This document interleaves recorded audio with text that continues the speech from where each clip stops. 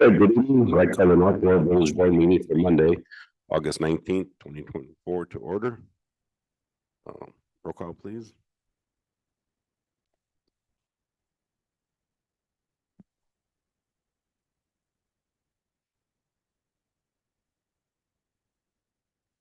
All right. Please join me in silent prayer and meditation.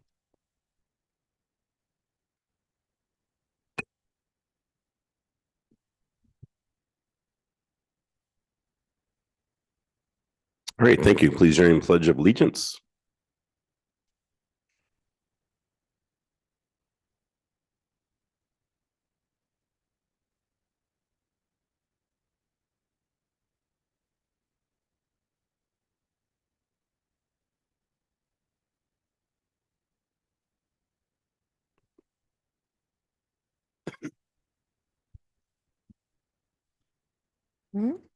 Mayor Gaffino? Here. Ooh. Trustee Christensen? Here. Trustee Lowry? Here. Trustee Nedved? Here. Trustee Trustee Salazar. Trustee Curtis. All right, thank you. I have a proclamation to read. Overdose Awareness Day. This is whereas the Village of North Aurora acknowledges the harm and hardship caused by drug overdose, and that drug addiction is a chronic disease characterized by compulsive or difficult to control drug use despite harmful consequences. And whereas, according to the Center for Disease Control, drug addiction is a fast-growing epidemic that can too easily lead to overdose and death. And whereas, for every drug overdose that results in the death, there are more non-fatal overdoses that take an economic and emotional toll on the individual, their family, and the community. Whereas Overdose Awareness Day aims to raise awareness of drug overdoses, reduce the stigma of drug-related death, help current or former substance abusers to find help and support, and to acknowledge the grief felt by families, friends, remembering those who have died or had permanent injury as a result of drug overdose. And now, therefore, be it proclaimed that I, Mark Gaffino, Village President, and the Board of Trustees of North Aurora recognize August 31st, 2024 to be Overdose Awareness Day. Encourage all citizens to learn about the disease of drug addiction and help and support those of their loved ones who are affected by it. Audience comments? Anybody like to speak? Seeing none, motion and consent agenda. Second. Discussion. Roll, please. Trustee Curtis? Trustee Lowry? Here. Yes. Trustee Nedved? Yes. Trustee Christensen? Yes. All right, thank you. And the new business, item 1, Brian. Thank you, Mayor. This is for a water tower mixer project. The village entered into a professional service agreement with Dixon Engineering for the installation of 2 water tower mixers and minor repairs needed at both water towers. The agreement includes them putting the bid package together, answering questions during the bidding process, attending the bid opening, administration, and inspection of the work. The tank mixers will allow us to operate our towers at a higher level and help with chlorine residuals throughout the system. And the repairs are needed and required by the Illinois Environmental Protection Agency. The original bids for this were done on June 26th, and all 3 bids were rejected. The project went out to bid again and were opened on August 6th. A total of 2 bids were received. MW Cole was the low bidder for $108,000. We have $100,000 budgeted for this project. Dixon Engineering and village staff is recommending awarding the water tower mixer project to MW Cole in the amount of $100,008. Motion to approve. Second. Discussion. Roll, please. Trustee Lowry? Yes. Trustee Nedved? Yes. Trustee Christensen? Yes. Trustee Curtis. All right, thank you. Item 2, Brian. Thank you, Mayor. This is to waive the bids for the 2024 Parkway Tree Replacement Program. The scope of this project includes the replacement of 100 Parkway trees with the option of adding 25 extra trees for the program.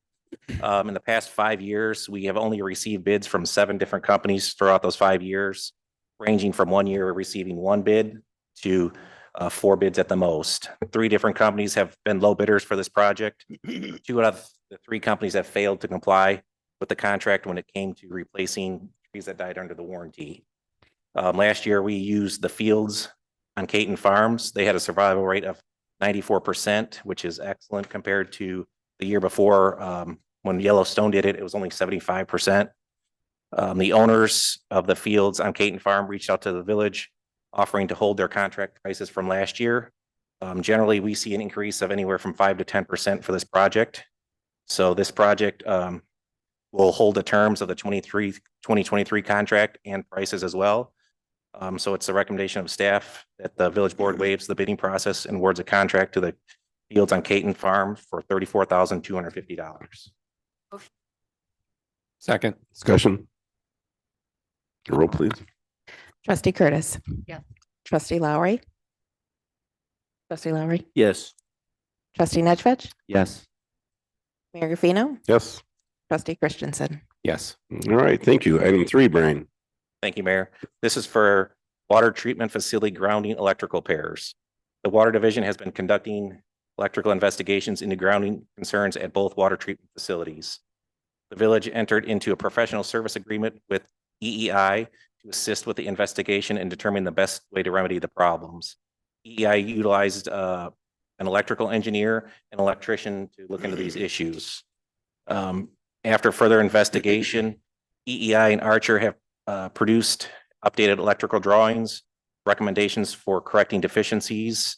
There are a number of serious electrical deficiencies that go against OSHA codes, including missing grounding components. Electrical service for the Southern King County Training Association was found to possibly be a problem at the East Treatment Plant.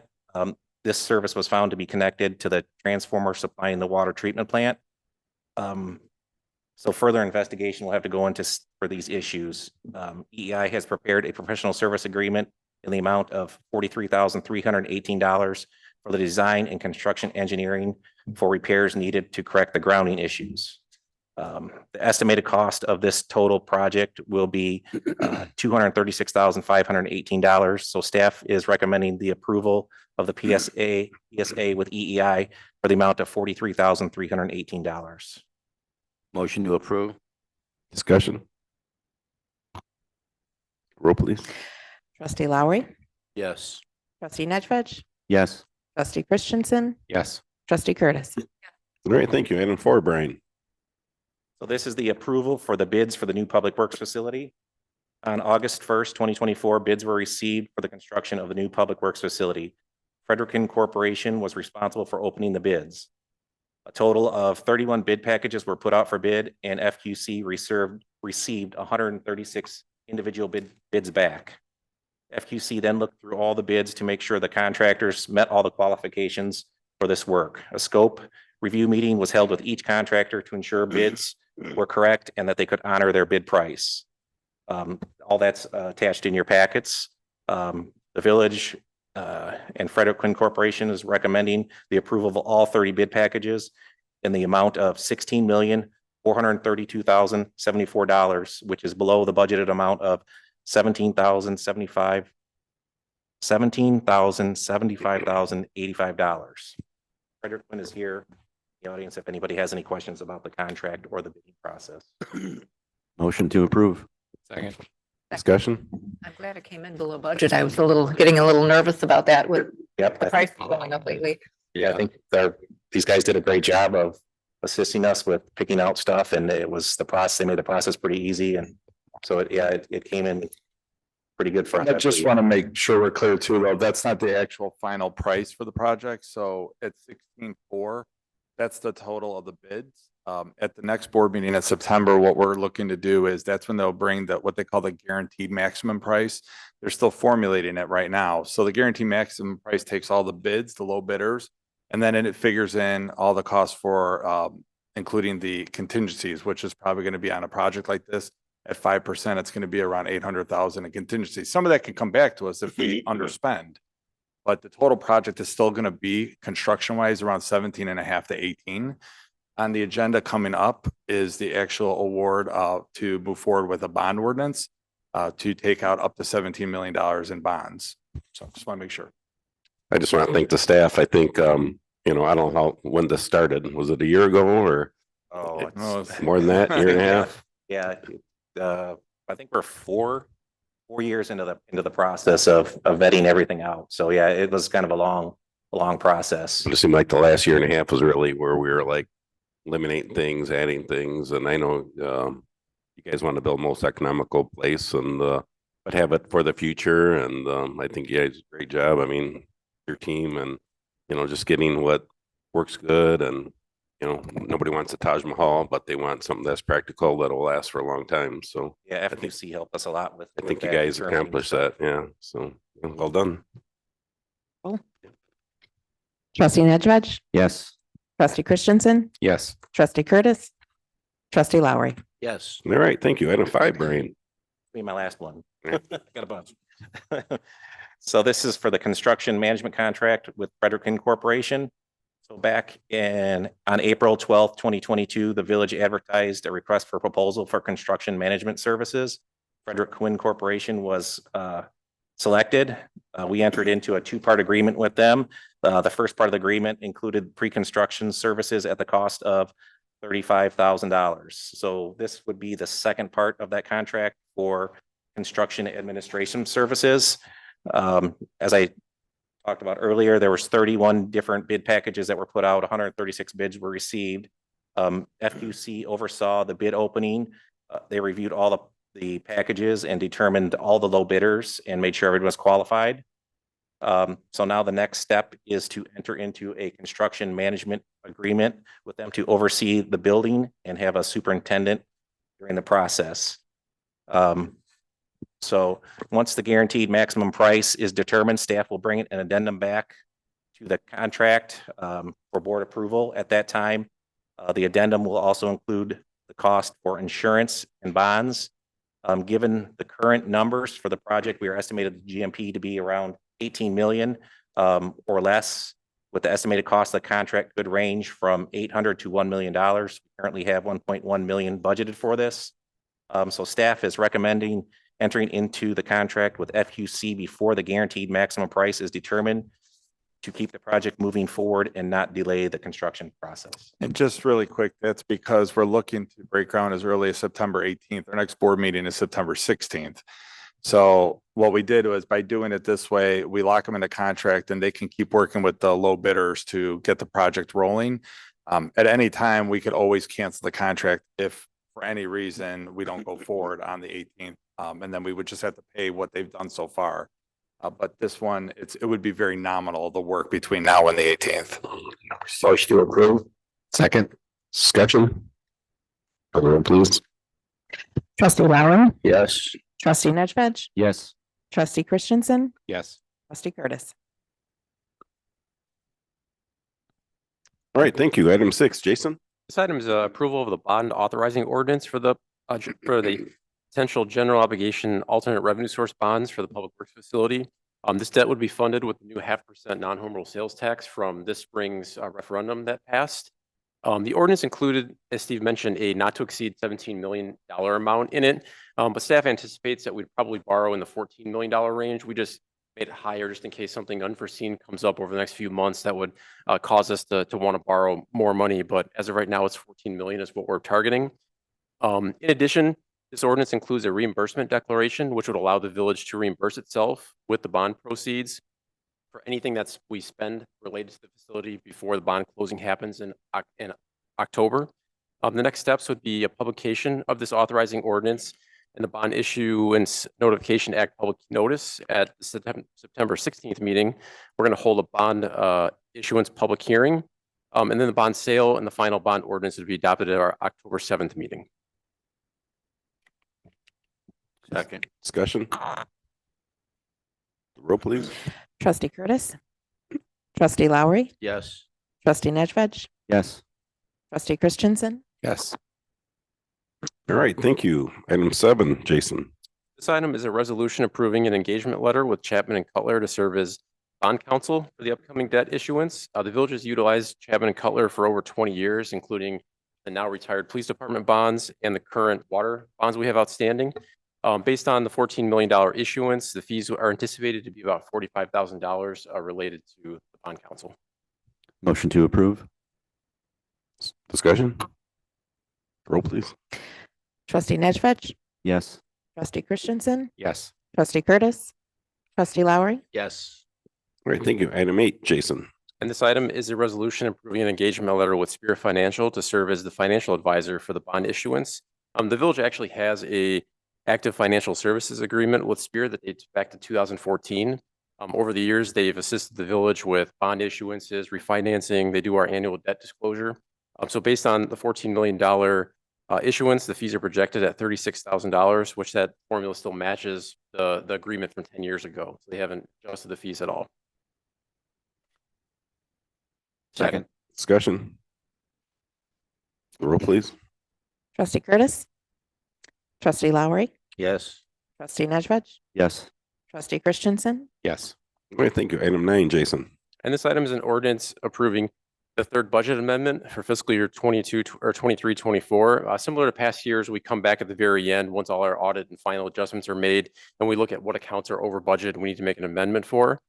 This is made up of 4 different things. First of all, the general fund to capital projects fund transfer that we budget for $600,000. We always take a look at that to see if there's more money that could go over to the capital projects fund. We're actually increasing that $2 million, so increasing it to $2.6 million for the current year. If you remember back to the budget process, we had predicted at the time $2.5 million going over from general to capital. But that $2.5 million was basically to be used to pay off that debt, the police department debt early. So in a way, this money is kind of going over, but it's already gone out to retire debt early. We increased the liability insurance fund by a total of $70,225,000 or 225, and that's across 3 line items due to unemployment taxes being higher than we anticipated, insurance claims related to hail damage, and then our annual policy being higher than we thought. We increased the tourism fund by $1,840 for just additional North Aurora Days expenses.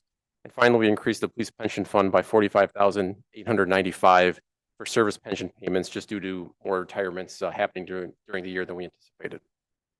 Motion to approve. Discussion. Roll, please. trustee Lowry, Yes. trustee Nedved, Yes. trustee Christensen, Yes.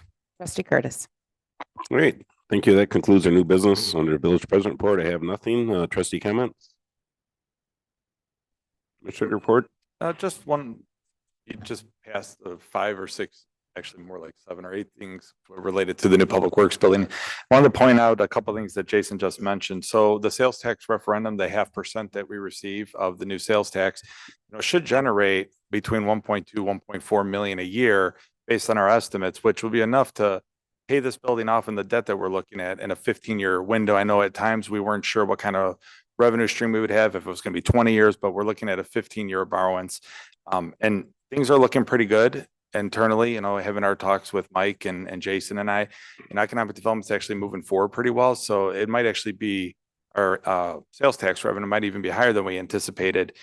And one of the things we did, and I think we're all proud of here, is that we paid off the police building early. We didn't want to have it on the books and have 2 buildings with debt at the same time.